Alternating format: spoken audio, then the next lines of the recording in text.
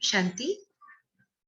So today we are going to see the rest of the presentation for power of consciousness, and I'm sharing the slides. So far we have seen the effect of energy field around us, and today we are going to see the other aspects of the power of consciousness. So moving to the next slide, we saw the power of mind. The power of mind means the power of thoughts and the power of vibrations and how they can affect things around us. And next faculty of the self is the intellect. So the power of intellect, what do we mean by the power of intellect? So as you can see over here, that our mind is scattered in different directions. We are not thinking of what we are, where we are, what I have to do now. My mind is going in the past. My mind is going in the future. Very few people have the power to focus their mind in the present. And wherever the mind goes, we start visualizing those things. We start experiencing those things. This visualization, this experience, and judgment based on those events, whether they were the events of the past or whether they were the events or that are just our expectations in the future, our intellect starts this visualization. Our intellect starts experiencing and creating decisions and creating perceptions about people, about events, about places, things, etc.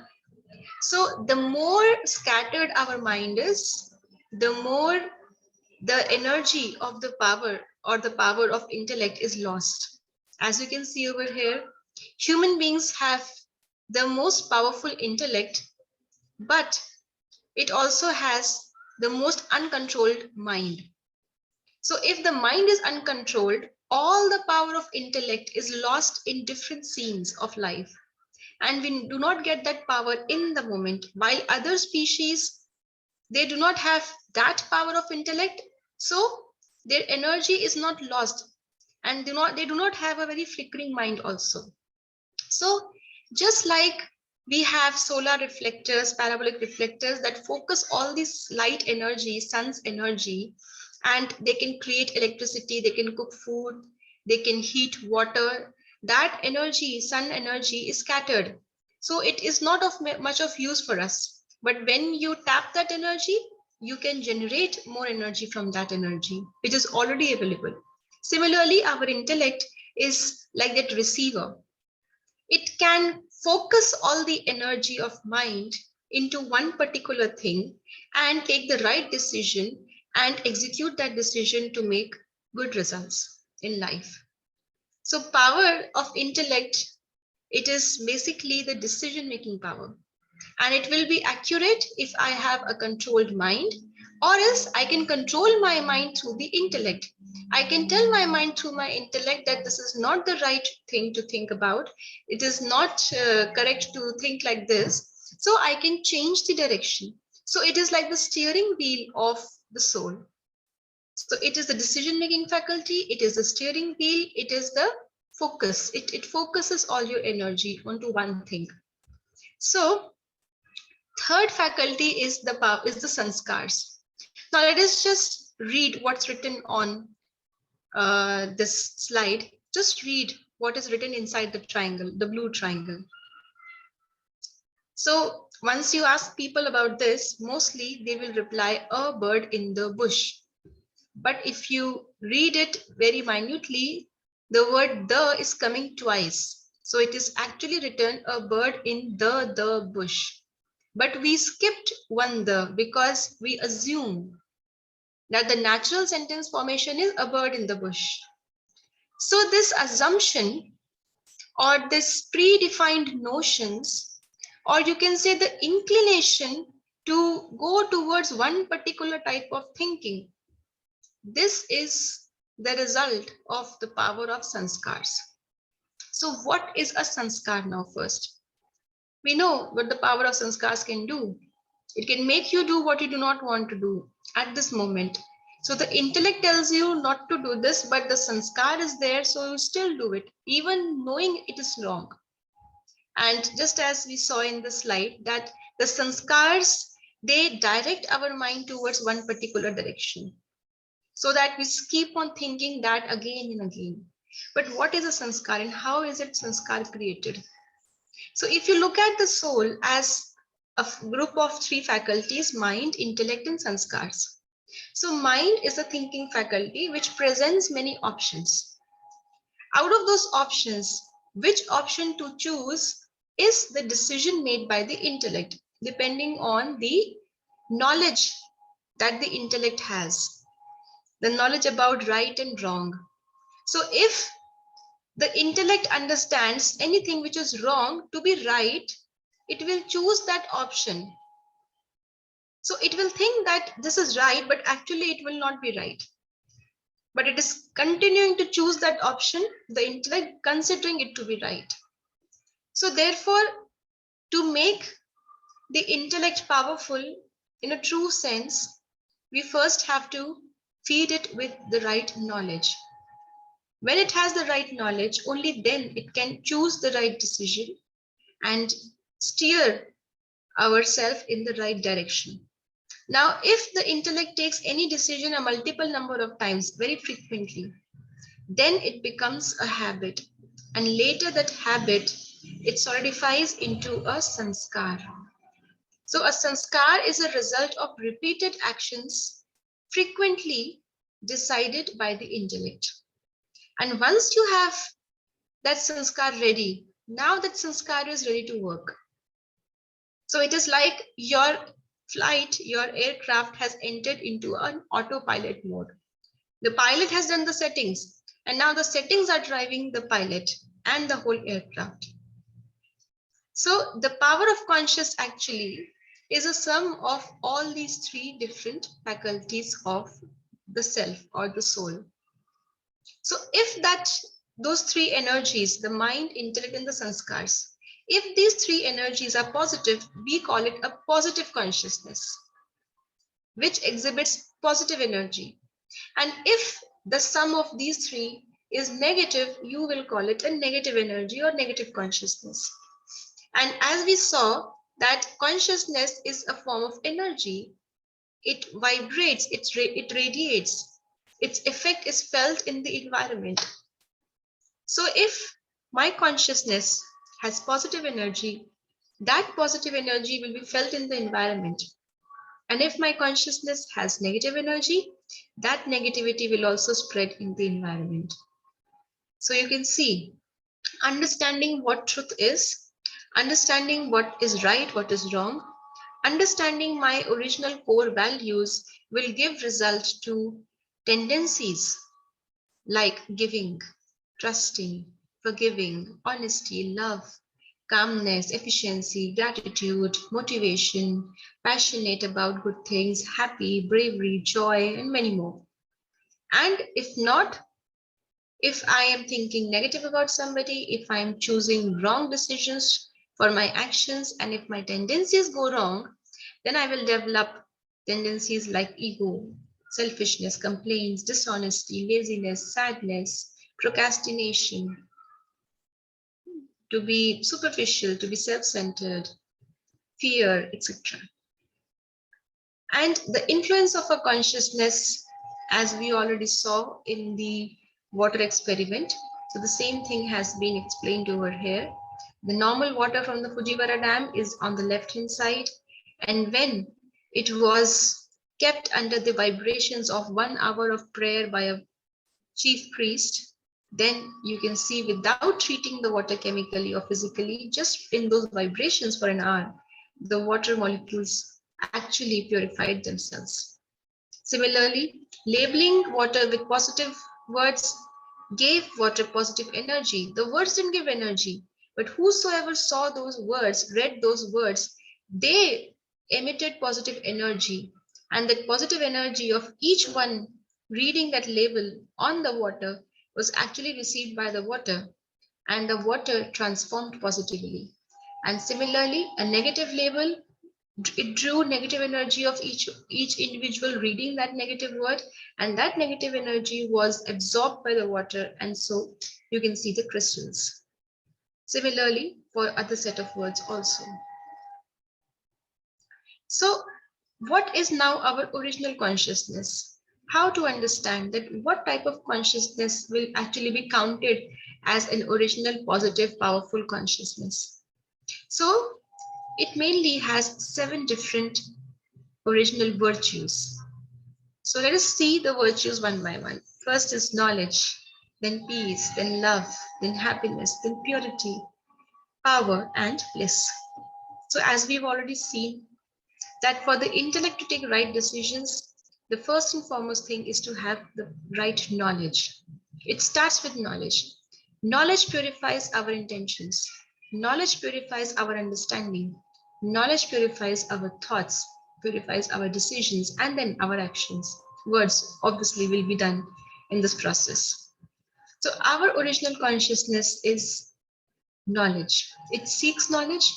It tries to use knowledge, whatever knowledge it considers to be right, it tries to use that knowledge also. And when I have that knowledge, all my questions, all my doubts are over. And that results in peace. Peace is each one of our original religion. Each individual on this planet, whether they are human beings, whether they are other species, they all need peace. We are all looking for peace, but not to look for it outside. It is already there within us. This is our religion, our religion. When the soul departs from the body, what do we say? We say, rest in peace. Atma ko shanti dena. Which means it is a need even when the body is not there. Other needs finishes with the body, but this is a permanent need of the soul because the soul is made up of peace. And if it cannot recognize its own peace, it has to look for peace. And this looking for peace can go on for eternity if we do not look inside. And the next virtue of our consciousness is love. Love is the language of the soul. Every soul understands the language of love, whether it is a human soul or any other soul. Even environment, nature understands this language of love. If you are, because we're doing Kalptaruh, and if we are dealing with plants, if you deal with them with love, you will see the growth. You will see how the plant protects itself. You will see how the plant develops that immunity towards any adverse circumstances. Sometimes you may not have enough water to water the plants. Sometimes you do not have enough things to protect the plant. But if you give it a lot of love, it will gain that strength that even in limited resources with limited care, just giving that limited care with a lot of love, you can see the difference in the growth of plants. Similarly, for any other thing in the environment. So we all respond to love. Where there is love, we are drawn. And then is happiness. Every soul has a quest for happiness. Ultimately, what do we want to be happy? So why do we want to be happy? For example, why do we want to drink water from time and again? Why do we drink water? Because we are made up of water. Our body is made up of water. Why do we like to eat some things? Because food is the earth element and the body is made up of the earth element. Why can't we survive without air? Because our body is made up of air.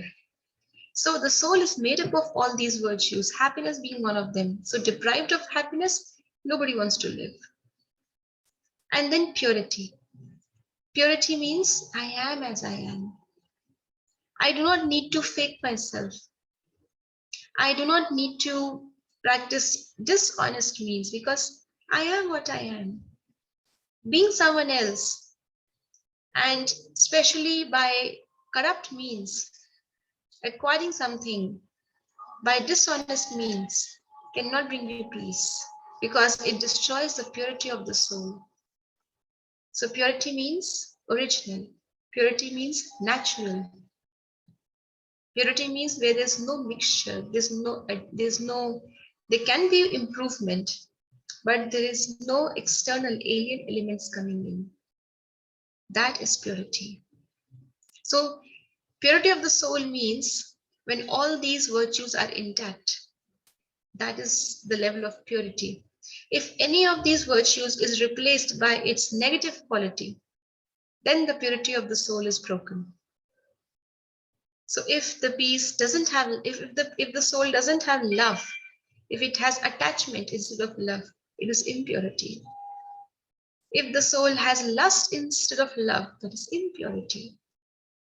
If the soul does not have the right knowledge, it considers the wrong to be right, it is impurity, because it will lead you to do wrong acts, bring in impurity. That is how we say doing wrong deeds will make you papatma. So pap is the opposite of purity. So how do you become a punyatma or a pavitra atma? By following all these virtues of your consciousness. Trying to think, try to take decisions and try to speak and act according to these original virtues makes you pure. And then is power.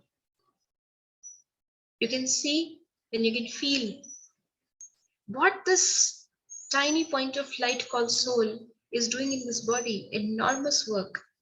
So many different cells are working simultaneously. So many things are happening in the body without anybody actually driving them. So whose power is working? Whose power is making all of these function perfectly? It is the power of the soul. And the soul goes away. That point of light, which is invisible to these physical eyes, it goes away. Then the body cannot even stand its own weight. With the soul inside, that weightless soul is inside, the body gets so much of power from the soul that it can lift up things heavier than its own weight. But without the soul, the body cannot even stand its own weight. When we talk about willpower, when we talk about self-confidence, self-motivation, self-esteem, what kind of power are we referring to? Willpower is not power of your muscles, your biceps. Willpower is not the power of the tonics that you're taking. It is the power of the soul.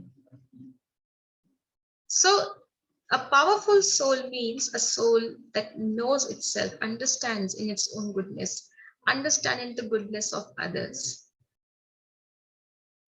So that is the meaning of power. To know yourself itself is a power, because when the moment you know the reservoir of power inside, you become powerful.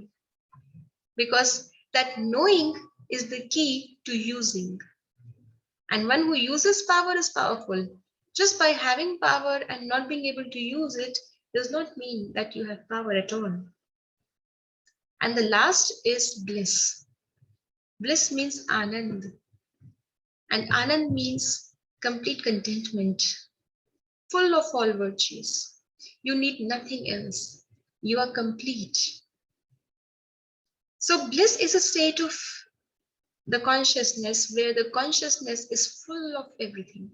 Full of knowledge, full of peace, full of love, full of happiness, full of purity, full of power is equal to bliss. So you need not attain something else. You're already so content, full. If you do not have peace, for example, you do not have bliss automatically. If you have peace, you have knowledge, but you're not happy, then you're not blissful. So a lack of any of these powers, you are not blissful then. So this is our original consciousness. Our means each one of ours.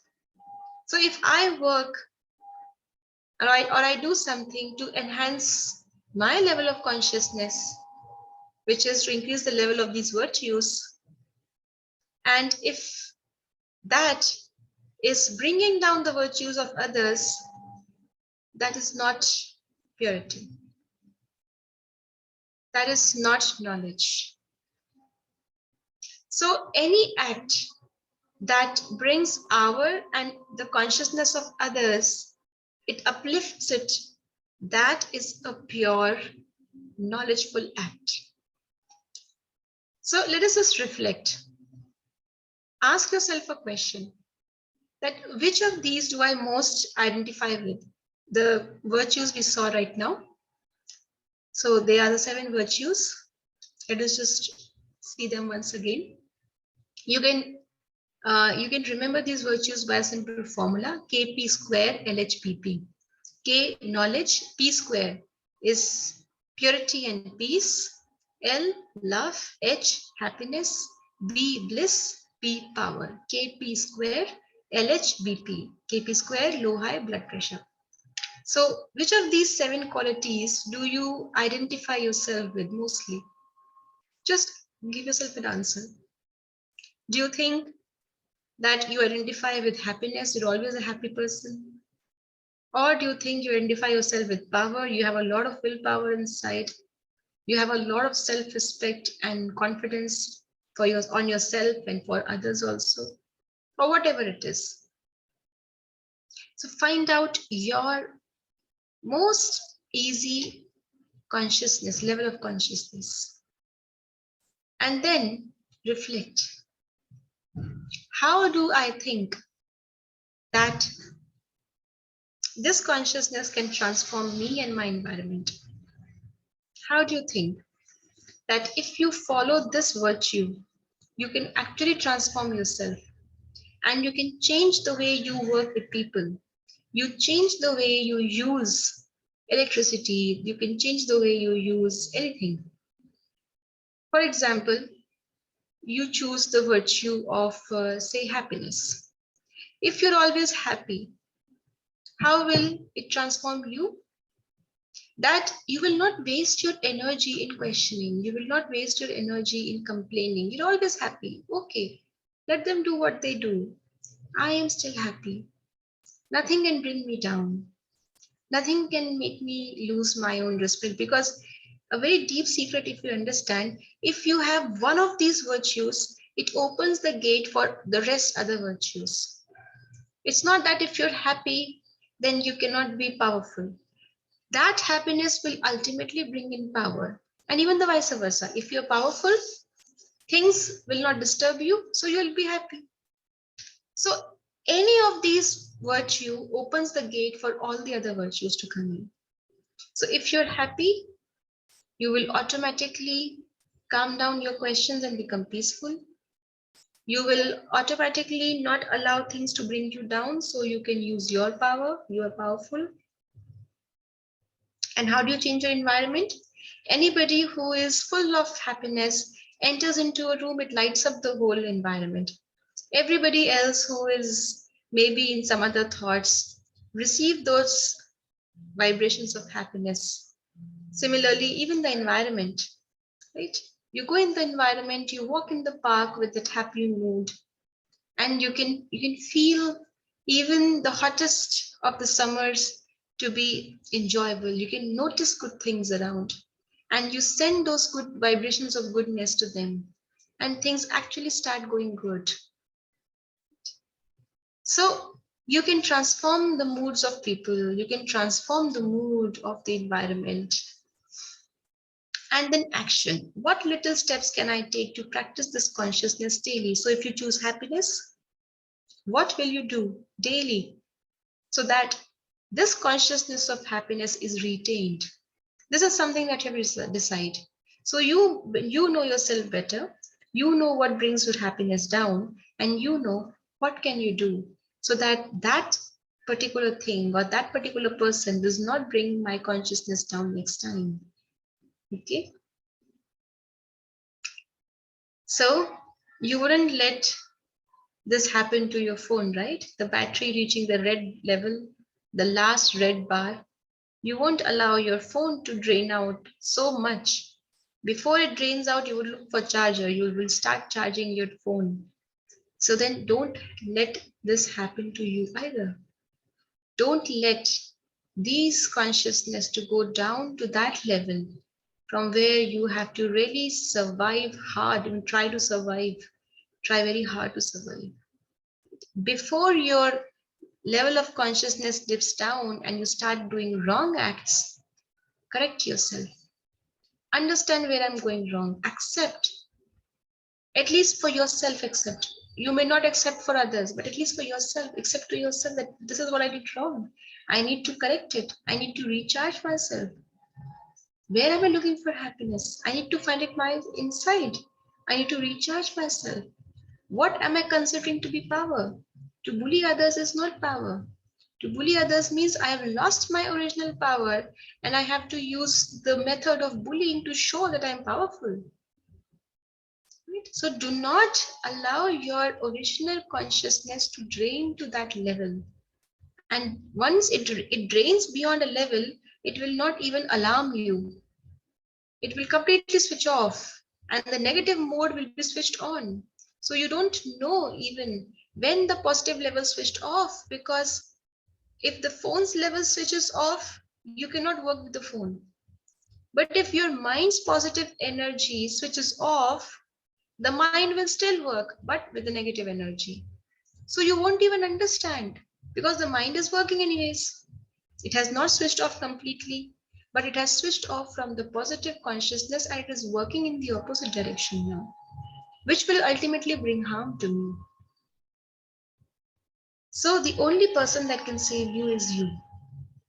Nobody else can reach your consciousness and change it. You alone understand. You alone can understand what is in my consciousness and how do I have to change it. And what is the process, the method? That is meditation.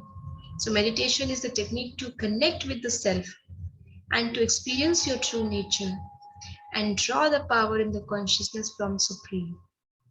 So connect yourself with yourself and with the Supreme to draw his powers and make them a part of your own consciousness, because the 7 qualities that we saw, KP square LHPP, if I am that consciousness, the supreme consciousness is the ocean of the same qualities.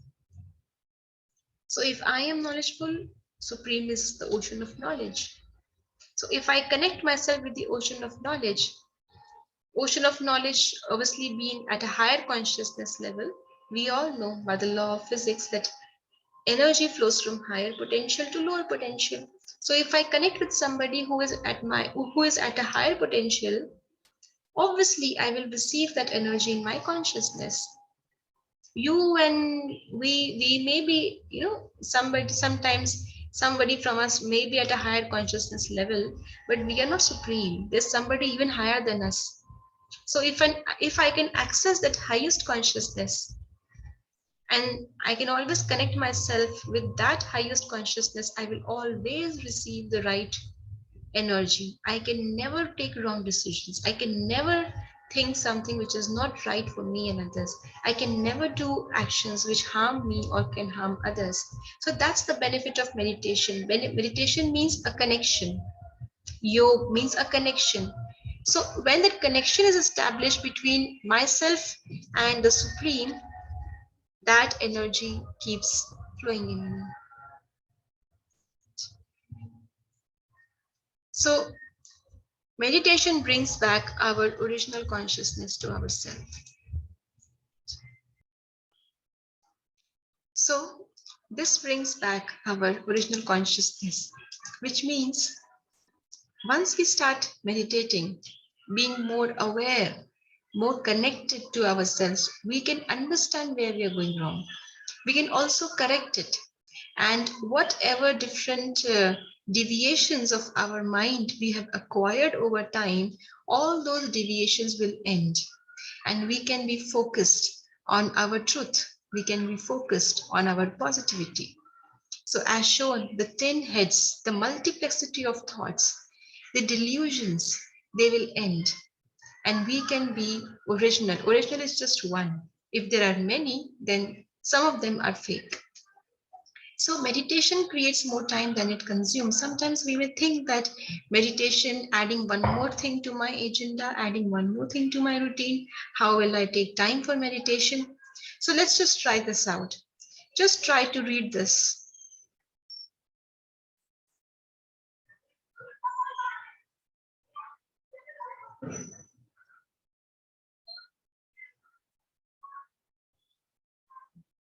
Don't worry, no need to read the whole thing. Just try to read this now.